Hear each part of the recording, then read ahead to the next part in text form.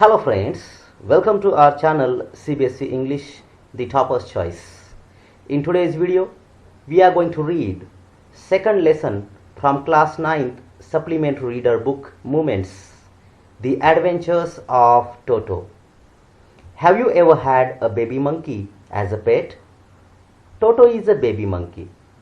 Let's find out whether he is mischievous or docile. Grandfather bought Toto from a Tonga driver for the sum of 5 rupees. Tonga driver used to keep the little red monkey tied to a feeding trough, and the monkey looked so out of place there that grandfather decided he would add the little fellow to his private zoo. Toto was a pretty monkey. His bright eyes, sparkled with mischief beneath deep-set eyebrows, and his teeth, which were a pearly white, were very often displayed in a smile that frightened the life out of elderly Anglo-Indian ladies. But his hands looked dried up as though they had been pickled in the sun for many years. Yet his fingers were quick and wicked, and his tail, while adding to his good looks, grandfather believed a tail would add to anyone's good looks, also served as a third hand. He could use it to hang from a branch, and it was capable of scooping up any delicacy that might be out of reach of his hands. Grandmother always fussed when grandfather brought home some new bird or animal. So it was decided that Toto's presence should be kept a secret from her until she was in a particularly good mood. Grandfather and I put him away in a little closet opening into my bedroom wall, where he was tied securely, or so we thought, to a peg fastened into the wall. A few hours later, when grandfather and I came back to release Toto, we found that the walls, which had been covered with some ornamental paper chosen by grandfather, now stood out as naked brick and plaster. The peg in the wall had been wrenched from its socket, and my school blazer, which had been hanging there, was in shreds. I wondered what grandmother would say. But grandfather didn't worry. He seemed pleased with Toto's performance. "He is clever," said grandfather. "Given time, I am sure he could have tied the torn pieces of your blazer into a rope and made his escape from the window." His presence in the house still a secret. Toto was now transferred to a big cage in the servants' quarters, where a number of grandfather's pets lived very sociably together. A tortoise, a pair of rabbits, a tame squirrel, and for a while my pet goat.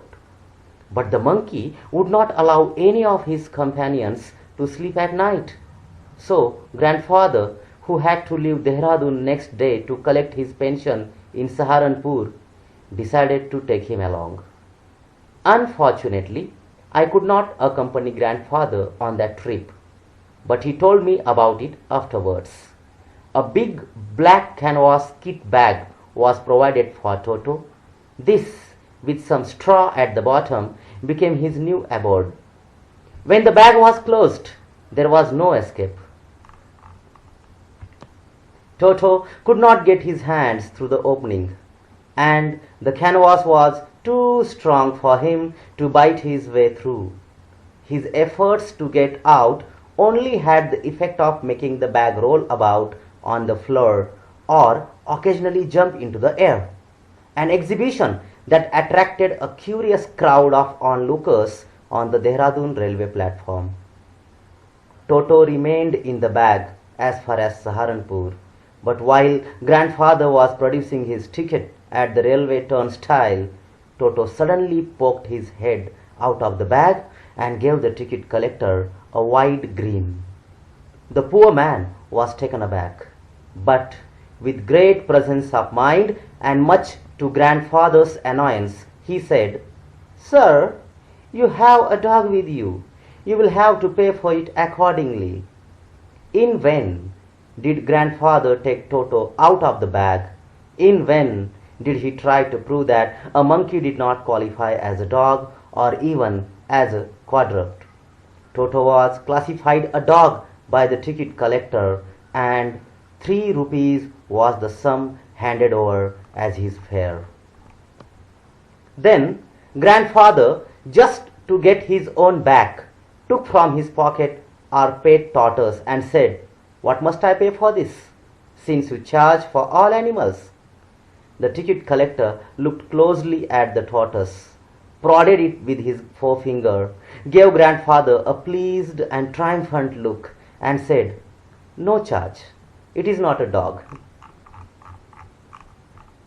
When Toto was finally accepted by grandmother, he was given a comfortable home in a stable, where he had for a companion the family donkey, Nana. On Toto's first night in the stable, grandfather paid him a visit to see if he was comfortable. To his surprise, he found Nana, without apparent cause, pulling at her halter and trying to keep her head as far as possible from a bundle of hay. Grandfather gave Nana a slap across her haunches, and she jerked back, dragging Toto with her. He had fastened onto her long ears with his sharp little teeth. Toto and Nana never became friends. A great treat for Toto during cold winter evenings was the large bowl of warm water given him by grandmother for his bath. He would cunningly test the temperature with his hand, then gradually step into the bath, first one foot, then the other, as he had seen me doing, until he was into the water up to his neck. Once comfortable, he would take the surf in his hands or feet and rub himself all over. When the water became cold, he would get out and run as quickly as he could to the kitchen fire in order to dry himself. If anyone laughed at him during this performance, Toto's feelings would be hurt and he would refuse to go on with his bath. One day, Toto nearly succeeded in boiling himself alive. A large kitchen kettle had been left on the fire to boil for tea, and Toto, finding himself with nothing better to do, decided to remove the lid.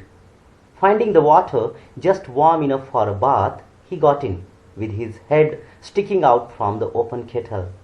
This was just fine for a while until the water began to boil. Toto then raised himself a little, but finding it cold outside, sat down again. He continued hopping up and down for some time until grandmother arrived and hauled him, half-boiled, out of the kettle.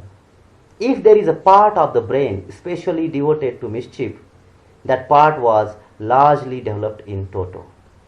He was always tearing things to pieces.